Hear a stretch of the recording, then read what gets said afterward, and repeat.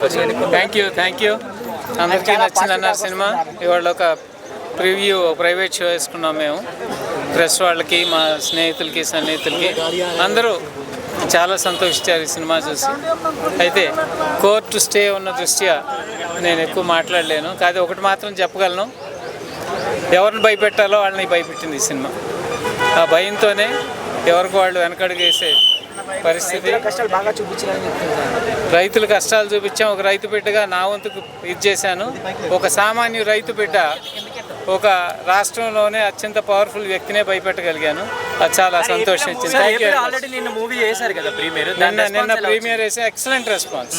చూసిన వాళ్ళందరూ కూడా చాలా ఎమోషనల్గా రైతుకి రాష్ట్రానికి మధ్య ఉన్నటువంటి బంధం ఏదైతే ఉందో, ప్రతి పౌరుడికి రాష్ట్రం మీద ఉన్నటువంటి బాధ్యత, ఇవన్నీ కూడా బాగా చూపించాం. ఆ ఎమోషన్ బాగా నచ్చింది అందరికీ.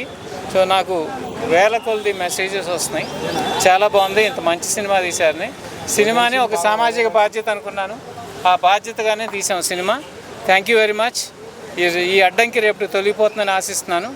కోర్టు ఎప్పుడైనా సరే సామాన్యుడికి రైతు పక్షాన ఉంటుందని చెప్పి ఆశించాం. ఎవరిని హేళనగా తీయలేదు ఈ సినిమా. జరిగిన వాస్తవాలే చూపించాం. జరగబోయే పరిణామాలు కూడా అది ఫిక్టీషియస్ పార్ట్ ఉంటుంది. అది మాకు we have right for expression, ఆ క్రియేటివ్ ఎక్స్ప్రెషన్ ఉంది, అది చూపించాం. అంతవరకే కానీ సినిమా ఎవరిని నీచంగాను లేకపోతే హేళనగాను ఎవరిని చూపించలేదు ఈ సినిమాలో.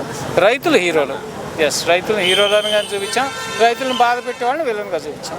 Okay, thank you.